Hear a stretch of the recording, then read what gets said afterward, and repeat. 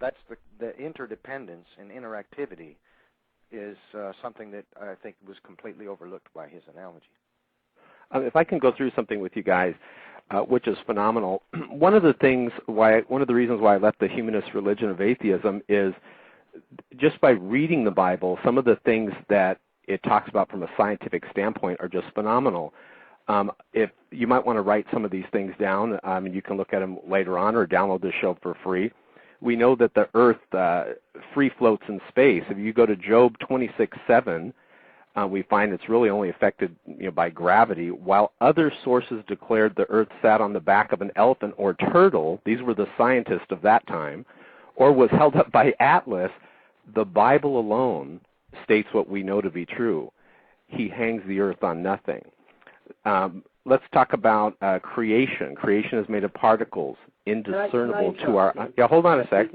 Yeah, let me finish. I really have something important to say. Yeah, let me finish a second, and because I know we're on a delay and your sound's kind of cutting out a bit.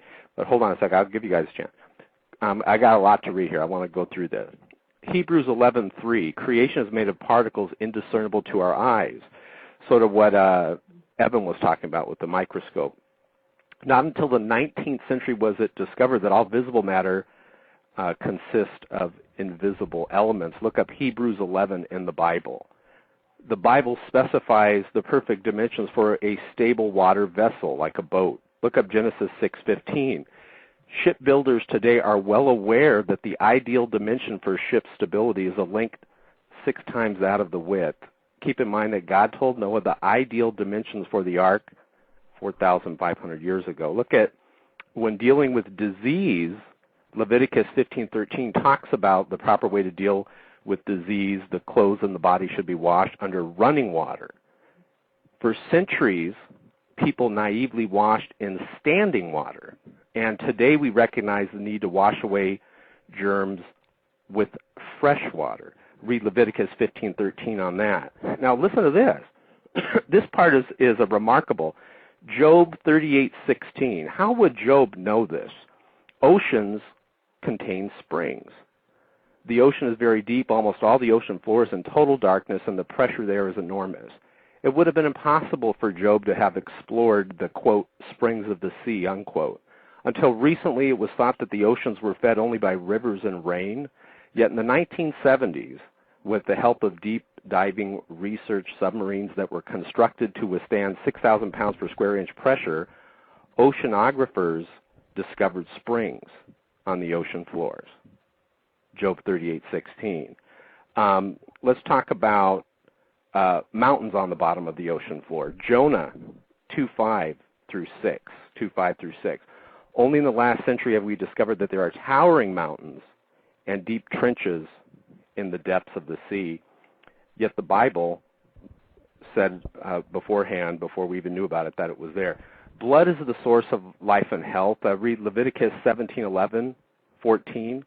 Up until 120 years ago, sick people were bled. You know how they would bleed them?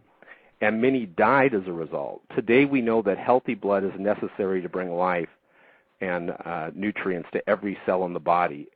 God declared that, quote, the life of the flesh is in the blood, unquote, long before science understood its function. I'm about halfway done. I want to go through these because later on, people are going to want to download the radio show in the MP3. The Bible states that God created life according to kinds. This has to do with evolution and the error of evolution. Genesis 1:24. The fact that God distinguishes kinds, K-I-N-D-S, agrees with what scientists observe, namely that there are horizontal genetic boundaries beyond which life cannot vary. Life produces after its own kind. Dogs produce dogs, cats produce cats, roses produce roses. Never have we witnessed one kind changing to another kind as evolution supposes. And there are truly limits to biological change. You guys all heard, what came first, the chicken or the egg? Well, on this radio show, yes, we're going to solve that. Genesis 1:20-22. Which came first, the chicken or the egg? This question has plagued philosophers for centuries. The Bible states that God created birds with the ability to reproduce after their kind. Therefore, the chicken was created first with the ability to make eggs. Yes, Evolution has no solution for that dilemma. Which came first, proteins or DNA? Read Revelation 4:11 in the Bible. For evolutionists, the chicken or egg dilemma goes even deeper. Chickens consist of proteins. The code for each protein is contained in the DNA-RNA system. However, proteins are required in order to manufacture DNA. So which came first, proteins or DNA? The only explanation is that they were created together. Our bodies.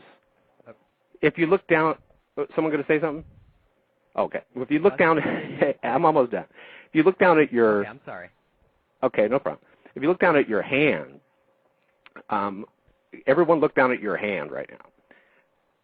Genesis 2:7, 3:19, scientists have discovered that the human body is comprised of some 28 base and trace elements, all of which are found in the earth. And it does talk about God creating man that way. The first law of thermodynamics established Genesis 2:1 through 2. That's 2:1-2. The first law states that the total quantity of energy and matter in the universe is a constant. One form of energy or matter may be converted into another, but the total quantity always remains the same. Therefore, the creation is finished exactly as God said way back in Genesis. How about the first 3 years of Genesis? And I was just talking about that, the first part of the Bible. They express all known aspects of creation. Genesis 1:1 through 3. Science expresses the universe, and we've all heard this, time, space, matter, energy. In Genesis chapter 1, we read, in the beginning, time, God created the heavens, space, and the earth, matter. Then God said, let there be light, energy. No other creation account agrees with the observable evidence. Earth is a sphere. The proper translation, Isaiah 40:22. At a time when many thought the earth was flat, oh yes, this is going to sting for the evolutionist. The Bible told us that the earth is spherical. Let's go to, and I got 3 more, guys. Scripture assumes a revolving spherical earth. Luke 17:34 through 36. Jesus said that at his return, get this, you guys, some would be asleep at night while others would be working at the daytime. How could it be day and night at the same time? This is a clear indication of a revolving earth with day and night occurring simultaneously. And let's go to, I think, the second to the last one. I mean, we got a zillion of these. Incalculable number of stars, Jeremiah 33:22. At a time when less than 5,000 stars were visible to the human eye, God stated that the stars of heaven were innumerable. Not until the 17th century did Galileo glimpse the immensity of our universe with his new telescope. Today, astronomers estimate that there are 10,000 billion trillion stars. That's a 1 followed by 25 zeros. Yet, as the Bible states, scientists admit this number may be woefully inadequate. Let's go to one last one. This one is why it is so dangerous to believe in evolution and to be an atheist. I believe that. That's my opinion. And I believe that Jesus would not lie. Jesus talked about hell more than any other prophet in the Bible. I believe that he was telling the truth. Even atheists can't say anything bad about Jesus Christ. Rejecting the Creator results, listen guys, in moral depravity.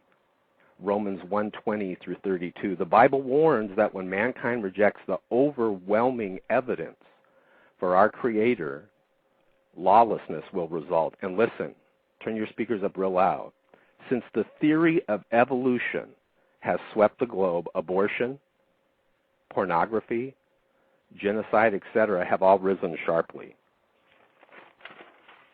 But the good news, well, at least where I'm at in the United States, do you guys know, and this is not my opinion as a Christian creationist, do you guys know that recent polls in the year 2009 show that the majority, listen guys, the majority of people here right in the U.S. reject evolution as a lie. They reject it. They believe it's a lie. They believe that God created man.